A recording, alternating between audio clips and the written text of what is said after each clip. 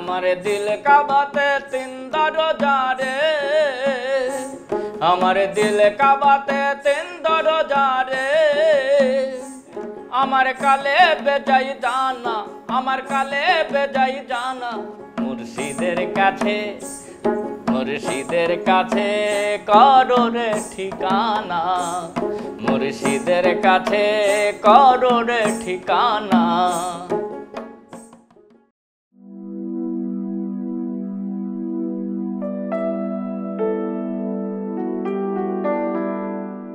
আমাদের এই প্রজেক্টের যিনি স্বত্বাধিকারী, ওনার নাম হচ্ছে মোহাম্মদ মাহবুবুর রহমান।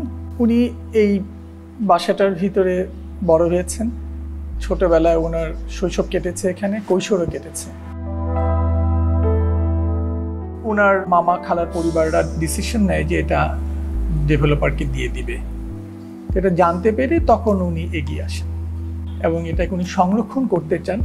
ওনার নিজের শৈশবের স্মৃতি, নানার স্মৃতি, ওনার পরিবারের স্মৃতি, মামা খালা সমস্ত কিছু মিলিয়ে। প্লাস মোহাম্মদপুর একটা এমন একটা অঞ্চল ছিল যার নিজস্ব একটা ডিস্টিংক্ট একটা কালচার ছিল। তো এই কালচারটাকে উনি ভ্যালু করেন।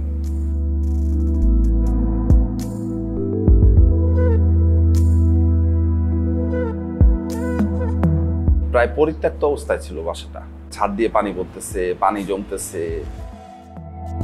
তো আমরা চিন্তা করলাম আগে ভিতরের পানি আসার চেয়ে পিছন থেকে কিভাবে পানিটা বন্ধ করা যায়। তখন আমরা কি করলাম, ওই পোর্শনটারে আপ করে একটা ওয়াটার রিজার্ভার করলাম একটা লেভেলে, ওই একই হাইটে, যেন ওটা আরসিসি পানি পেনিট্রেট করে আসে। উপরের স্ট্রাকচার কিন্তু আরো খারাপ অবস্থা, সুপার স্ট্রাকচার। এইটা হয় ব্রিকের স্ট্রাকচার না আরসিসি স্ট্রাকচার, যখন যা মনে হচ্ছে, কারণ কোনো ড্রয়িং নেই।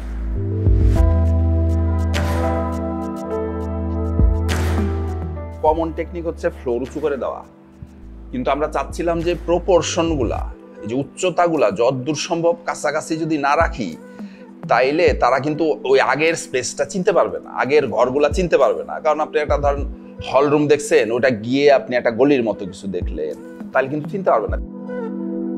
ওনাদের চাওয়া কিন্তু ডেভেলপমেন্ট ছিল না, রাদার দেন এই যে নিজেদের যে মেমোরি বা অতীত যে স্মৃতি, এগুলার সাথে ওনাদের একটা স্থায়ী কিভাবে কমিউনিকেশন ওনারা তৈরি করতে পারে, সেইটার উদ্দেশ্য হিসেবে এই প্রজেক্টটা করা। এবং এই যে আমরা স্পেসটাতে বসে আছি, এটা একটা ছোট্ট কোর্টইয়ার্ড ছিল, এইটাকে কিভাবে আরো এনহ্যান্স করা যায়। এর পিছনে ওনার নানার রুমটা ছিল, যে রুমের এই দেয়ালটাকে আমরা সরিয়ে এখানে আমরা ফোল্ডিং ডোর দিয়েছি, যাতে এই কোর্টইয়ার্ডের সাথে একটা কানেকশন হয়, বা এই উঠানের সাথে আলো এবং ভিজুয়াল একটা কানেকশন হয়। পুরনোকে আঁকড়ে ধরা, যে পথে ছেলেবেলা কেটেছে সে পথে সেভাবেই সংরক্ষণ স্মৃতিদের, সংরক্ষণ সংস্কৃতির। যে লাল ওয়ালটা, এটা আমরা চুন সুরকির কাজ করেছি, যেটা পুরানো আমলে এটা ব্যবহার করা হতো। এটাও বিল্ডিং এর ঠান্ডা রাখার জন্য ইউজ করা হয়, হ্যান্ডমেড। এবং এই ওয়ালটাও চুন সুরকির কাজ, কিন্তু আমরা এই ওয়ালটা আবার ওই রংটা না রেখে সাদা করেছি, যে পুরো জায়গাটা আবার চুন সুরকির রং রাখলে সেটা একটু হয়তো অন্ধকার হয়ে যেত আমাদের কাছে মনে হচ্ছিল। আর এইখানে যে এই যে সিঁড়িটা, এই সিঁড়িটা আমরা পারফোরেটেড মেটাল শীট ইউজ করেছি। জাস্ট এটা তো ছোট্ট একটা কোর্টইয়ার্ড, তো এখানে আবার সিঁড়িটা যদি আমরা সলিড করে দিতাম, তাহলে এখানে আসলে লাইটটা ওইভাবে আসতো না। এটাতে লাইট ঝিরঝির করে পড়ে, হ্যাঁ, বৃষ্টির পানিও আসছে। এই বাসাটার জন্য নতুন কোনো ফুটপ্রিন্ট তৈরি করতে হয়নি, নতুন কোনো কিছুর উপরে চাপাতে হয়নি। আমরা সবসময় তো ম্যাটেরিয়াল আরোহণ করি প্রকৃতি থেকে, করে তারপর সেগুলো থেকে আমরা নির্মাণ করি। তো যে যতটুকু কমাতে পারে কার্বন এমিশন তত কম হয়, এবং সেটা পরিবেশের জন্য একটা সহায়ক। এটা যত ক্ষুদ্রই হোক না কেন, ওইটুকু অবদান আছে এই বাড়িটার। হায় রে হয়ের ধনী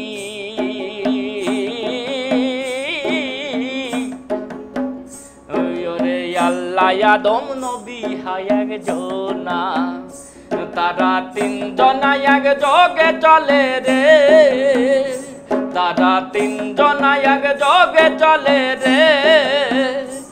আছে এক রূপে তিনজনা, আছে এক রূপে তিনজনা, মুর্শিদের কাছে, মুর্শিদের কাছে। কম পান আপনার আক্ষেপ থাকে, বেশি পেলে উচ্ছ্বাস থাকে। আর আপনি যদি রিয়েল, যেটা আমরা বাস্তব বলি, বাস্তব কিন্তু আমাদের স্তব্ধ করাই দেয়। উনি কিন্তু এক ধরনের স্তব্ধ এক ধরনের সাইলেন্সের মধ্যে দিয়ে প্রজেক্টটা অ্যাকসেপ্ট করছে। উনি ছবিগুলো দেখাচ্ছিলেন, বললেন যে এই যে আমার মা খালা সবাই খুব আবেগ আপ্লুত হয়ে গিয়েছে, কারো চোখ দিয়ে জল গড়িয়ে পড়ছে, একজন আরেকজনের সাথে স্মৃতি শেয়ার করছে, এবং সবাই এই যে উনি যে এই ধরনের একটা অ্যাটেম্প নিয়েছেন এটাকে ওনারা সবাই অ্যাপ্রিসিয়েট করেছেন।